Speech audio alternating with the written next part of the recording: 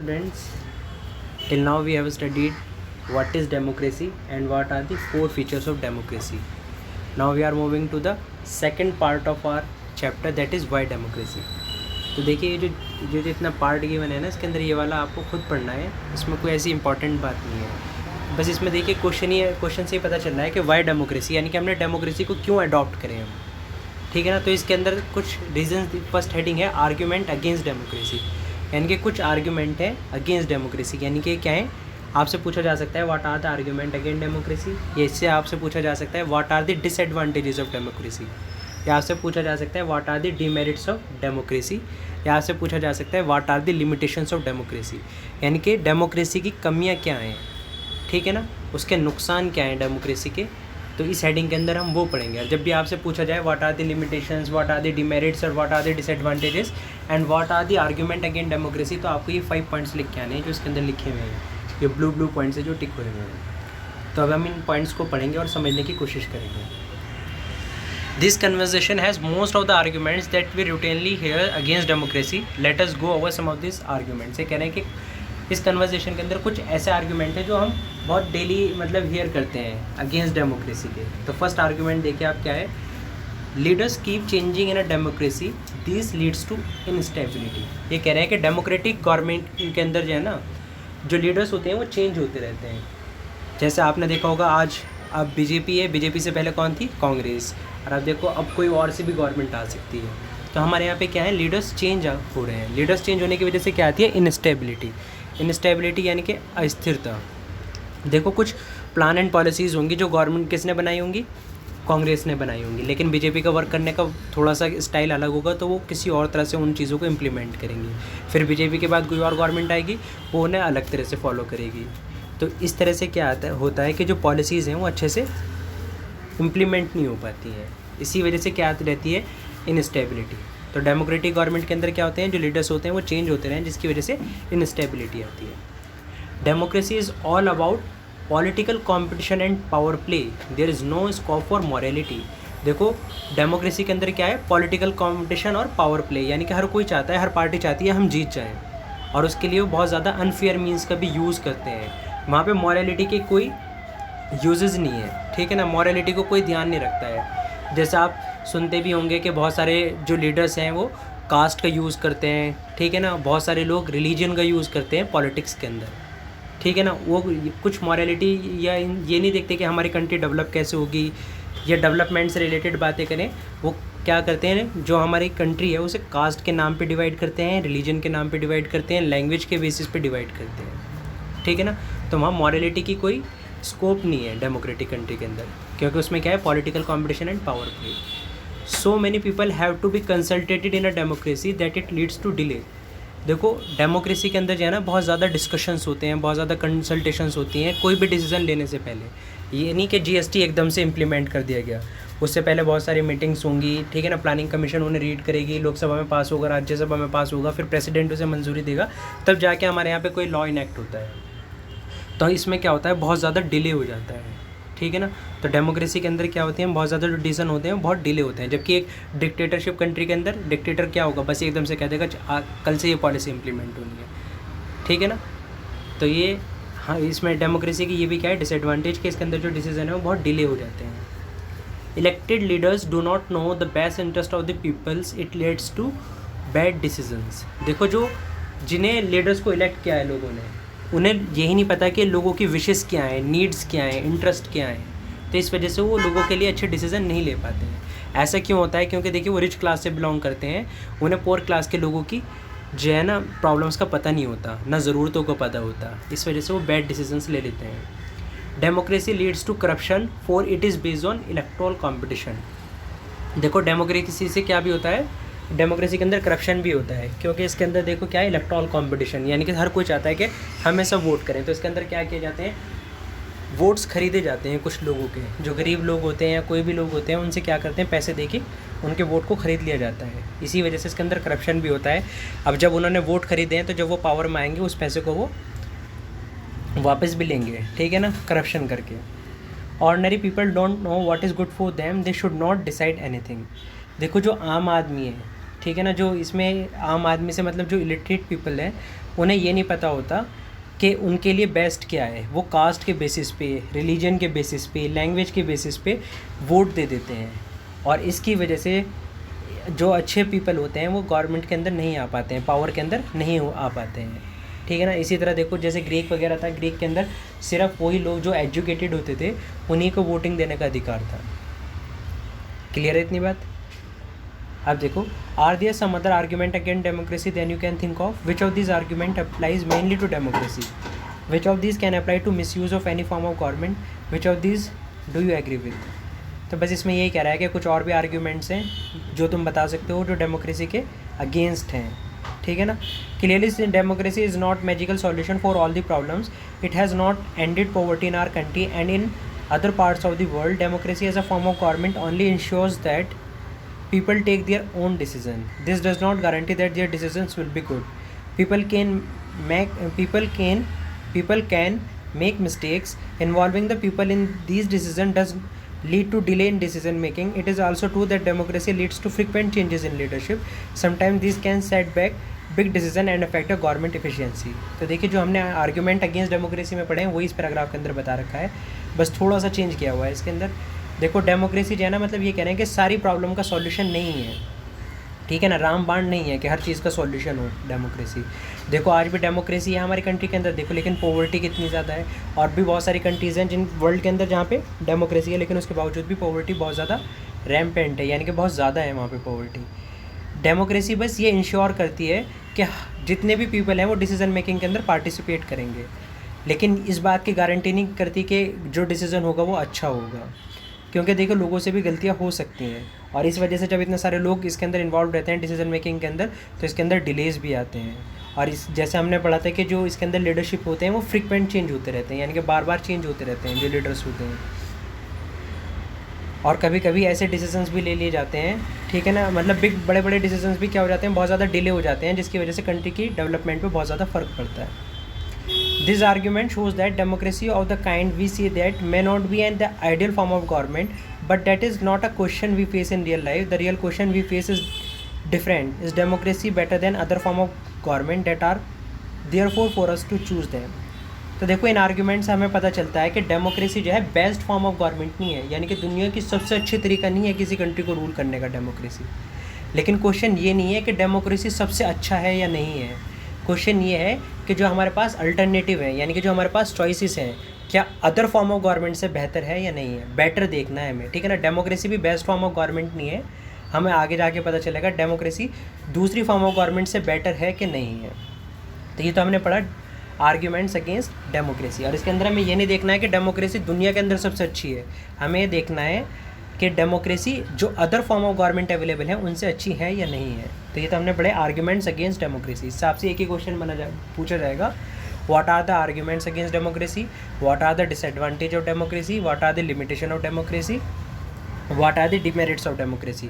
देखो किसी भी तरह क्वेश्चन आ सकता है, लेकिन आंसर सबका यही है, ये जो 5 पॉइंट्स आपके लिखे हुए हैं। अब आर्ग्यूमेंट्स फॉर डेमोक्रेसी का मतलब है कि आर्ग्यूमेंट्स फॉर डेमोक्रेसी मतलब arguments in favour of democracy, और what are the advantages of democracy, और what are the merits of democracy. अगर ये सब आपसे पूछा जाएगा तो आपको इस पैराग्राफ वाली बातें लिखनी है। तो इसे भी रीड करते हैं। चाइना famine of 1958 से 1961 was the worst recorded famine in world history. Nearly 3 crore people died in this famine. During those days, India's economic condition was not much better than China, yet India did not have a famine of the kind China had. Economists think that this was a result of different policies in the two countries. The existence of the democracy in India made the Indian government respond to food scarcity in a way that the Chinese government did not. They point out that no large-scale famine has ever taken place in an independent and democratic country. If China too had multi-party elections, an opposition party and a press free to criticize the government, then so many people may not have died in the famine. इसमें देखिए बताया गया है कि China के अंदर एक famine आई थी। फेमाइन यानी कि भुखमरी आई थी 1958 से 1961 के अंदर, और आज तक पूरे वर्ल्ड में इतनी बड़ी फेमाइन नहीं आई है। इस फेमाइन के अंदर 3 करोड़ पीपल की डेथ हो गई थी, ठीक है ना। उस टाइम पे देखो इंडिया की जो इकोनॉमिक कंडीशन थी वो चाइना से बेहतर नहीं थी, उसके बावजूद भी इंडिया के अंदर ऐसी फेमाइन नहीं आई। क्यों? क्योंकि इकोनॉमिक्स का मानना है कि देखो दोनों की गवर्नमेंट की पॉलिसीज़ जो है ना डिफरेंट थी, क्योंकि चाइना एक क्या थी, कम्युनिस्ट पार्टी, या फिर वहाँ पे तुम कह सकते हैं कि डिक्टेटरशिप थी, जबकि हमारे यहाँ पे डेमोक्रेटिक फॉर्म ऑफ गवर्नमेंट थी। तो चाइना के अंदर फेमाइन आई, हमारे यहाँ पे नहीं आई। हमारे यहाँ ना आने का रीज़न ये था कि हमारी पॉलिसीज़ डिफरेंट थी, क्योंकि जैसे ही हमारे यहाँ पे फूड स्केर्सिटी हुई, स्केर्सिटी मतलब फूड की शॉर्टेज हुई, तो गवर्नमेंट ने उस पर रेस्पॉन्स दिया, एकदम उस पर ध्यान दिया और उसके लिए वर्क किया। लेकिन जो चाइना थी, चाइना ने ऐसी पॉलिसी को फॉलो नहीं किया। चाइना ने ऐसा इस वजह से नहीं किया क्योंकि ना तो वहाँ पे मल्टी पार्टी है, मल्टी पार्टी नहीं है तो यानी कि वहाँ पे कोई अपोजिशन पार्टी है ही नहीं, ना वहाँ पे प्रेस फ्री है जो गवर्नमेंट को क्रिटिसाइज़ कर सके, ठीक है ना। तो जब वहाँ पे उन्हें कोई कुछ कहने वाला ही नहीं है तो वो क्या करते हैं, उन सब चीज़ों पे ध्यान ही नहीं देते कि गरीब आदमी मर रहे हैं, मरते हैं, क्योंकि वो क्या है, एक डिक्टेटरशिप है। जबकि हमारे यहाँ पे ऐसा नहीं है, हमारे यहाँ पे फ्री भी है, प्रेस भी फ्री है कि वो क्रिटिसाइज़ कर सकती है, लोगों के पास भी freedom of speech and expression है, वो भी अपनी बात रख सकते हैं, और हमारे यहाँ पे अपोजिशन भी है, ठीक है ना। अगर गवर्नमेंट इन सब चीज़ों पे ध्यान नहीं देगी तो अपोजिशन गवर्नमेंट को क्रिटिसाइज़ करेगी। These examples bring out one of the reasons why democracy is considered the best form of government. Democracy is better than other form of government in responding to the needs of the people. A democratic government may and can respond to the people's need, but it is all depend on the wishes of the people who rule. If the rulers don't want to, they don't want to have it according to the wishes of the people. A democracy requires that that the rulers have to attend the needs of the people. A democratic government is a better government because it is more accountable form of government. तो देखो इस example से हमें पता चलता है कि democracy जो है अदर फॉर्म ऑफ गवर्नमेंट से बेहतर है। क्यों है, देखो यही इसका फर्स्ट मतलब एडवांटेज है डेमोक्रेसी की, कि डेमोक्रेसी क्या है, एक ऐसी बेटर गवर्नमेंट है दूसरी फॉर्म ऑफ गवर्नमेंट से। क्यों, क्योंकि मोर अकाउंटेबल फॉर्म ऑफ गवर्नमेंट है। अकाउंटेबल यानी कि आंसरेबल।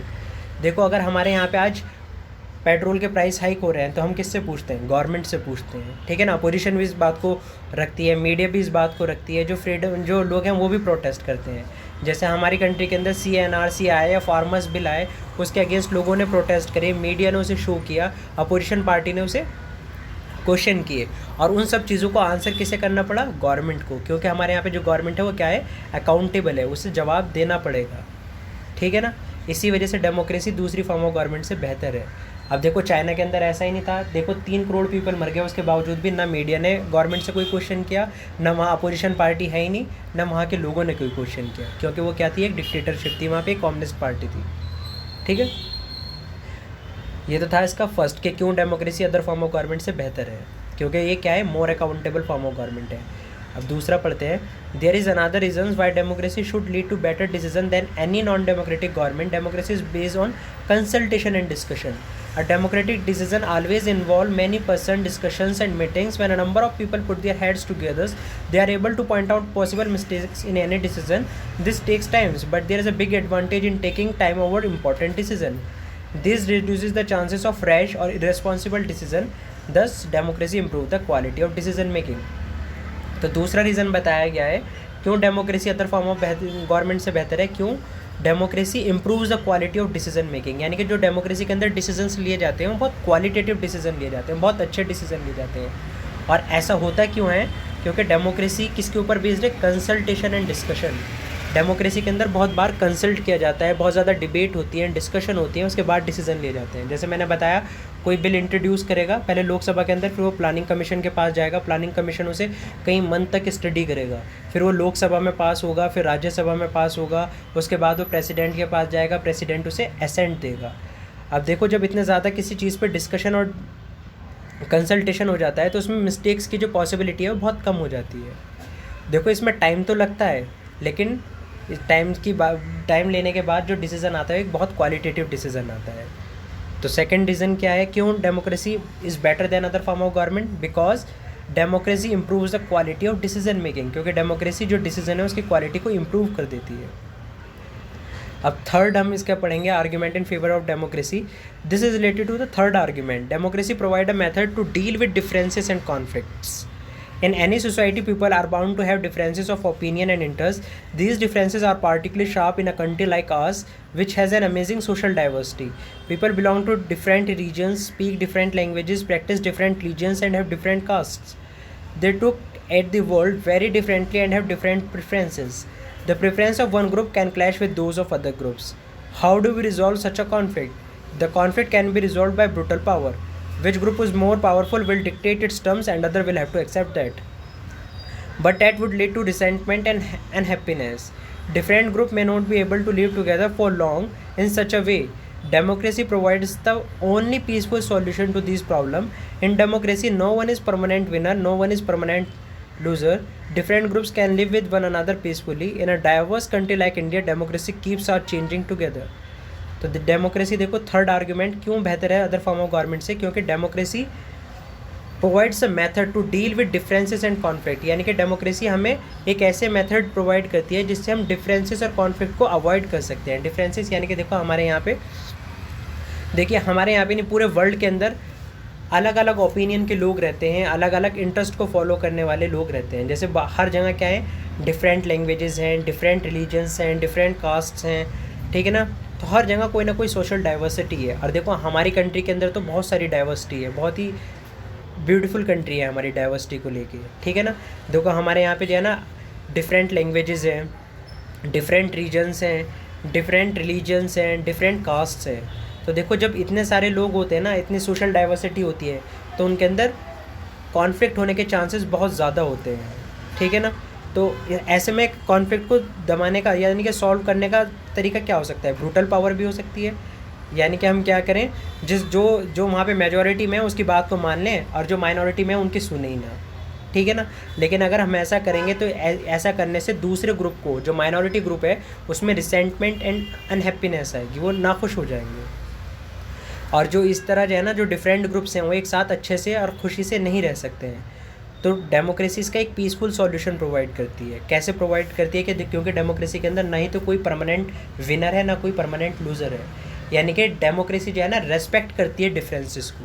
रेस्पेक्ट करने का मतलब क्या है, हर रिलीजन को अलग मतलब इक्वली ट्रीट करती है, हर कास्ट को इक्वली ट्रीट करती है, हर रीजन को इक्वली ट्रीट करती है, हर लैंग्वेज को इक्वल ट्रीट करती है. जैसे हमारे यहाँ पे देखो हमारी कंट्री एक सेकुलर कंट्री है. सेकुलर कंट्री यानी कि हमारी कंट्री का कोई रिलीजन नहीं है और हर रिलीजन जो है कानून की आंखों के सामने बिल्कुल बराबर है, ठीक है ना. Every religion is equal before the law, ठीक है ना. ऐसा नहीं है कि अगर एक मुस्लिम ने मर्डर किया तो उसे क्या नाम है डेथ सेंटेंस हो जाएगी और एक हिंदू ने मर्डर किया तो उसे सिर्फ 2 ईयर्स की सेंटेंस होगी.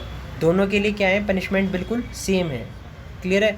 दूसरी बात देखो हमारे यहाँ पे डिफरेंसेस कितनी रेस्पेक्ट की जाती है कि हमारी कोई नेशनल लैंग्वेज नहीं है, क्योंकि हमारे यहाँ पे 22 लैंग्वेजेस हैं, लेकिन किसी भी लैंग्वेज को आज भी क्या नहीं किया गया, नेशनल लैंग्वेज नहीं बनाया गया है. क्योंकि अगर किसी भी लैंग्वेज को नेशनल बना दिया गया तो दूसरी जो लैंग्वेजेस हैं, लैंग्वेज बोलने वाले लोग हैं, उनमें रिसेंटमेंट आएगी, अनहैप्पीनेस आएगी, ठीक है ना. ऐसे ही हमारी कंट्री का कोई रिलीजन नहीं है. ये नहीं है कि हमारी कंट्री एक हिंदू कंट्री है, मुस्लिम कंट्री है, सिख कंट्री है, जैन कंट्री है, क्योंकि इससे अदर रिलीजन के अंदर क्या है, अदर रिलीजन के पीपल में रिसेंटमेंट एंड हैप्पीनेस आएगी. तो डेमोक्रेसी क्या करती है, एक पीसफुल मैनर के अंदर जो डिफरेंसेस हैं एंड कॉन्फ्लिक्ट्स हैं उनको एकोमोडेट करती है. अब देखिए हम फोर्थ आर्ग्यूमेंट पढ़ेंगे किसके फेवर में, डेमोक्रेसी के फेवर में.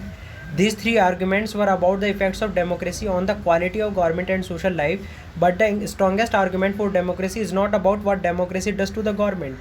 It is also about what democracy does to the citizens. Even if democracy does not bring about better decisions and accountable government, it is still better than other form of government.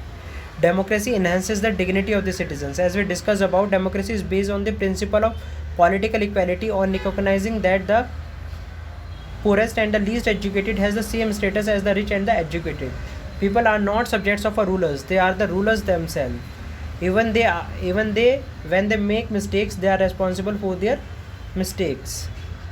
तो देखो इसके अंदर fourth argument है, ये कह रहे हैं कि हम ये नहीं देखते कि जो इसके अंदर सबसे इम्पॉर्टेंट मतलब जो स्ट्रॉन्गेस्ट आर्ग्यूमेंट है ये नहीं कि डेमोक्रेसी क्या करती है गवर्नमेंट के लिए, लेकिन हम ये देखते हैं डेमोक्रेसी सिटीजन्स के लिए क्या करती है. सिटीजन्स के लिए क्या करती है डेमोक्रेसी, डिग्निटी जो है ना सिटीजन्स की उसको इन्हांस करती है, इंक्रीज़ करती है.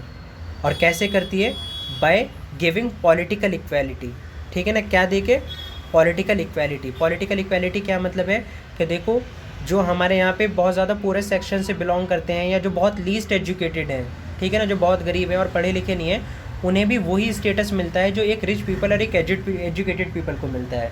जैसे हमने पढ़ा था 1 पर्सन 1 वोट 1 वैल्यू, ठीक है ना. और यहाँ पे जो है ना रूलर जो है वो सिटीजन्स पे रूल नहीं करता है, बल्कि जो यहाँ के सिटीजन्स हैं वही कंट्री के ऊपर रूल करते हैं, क्योंकि जो फाइनल डिसीजन है वो किसके हैंड में है, लोगों के पास ही है, लोग ही गवर्नमेंट को बनाते हैं, ठीक है ना। यानी कि सिटीजन से गवर्नमेंट है, गवर्नमेंट से सिटीजन्स नहीं है।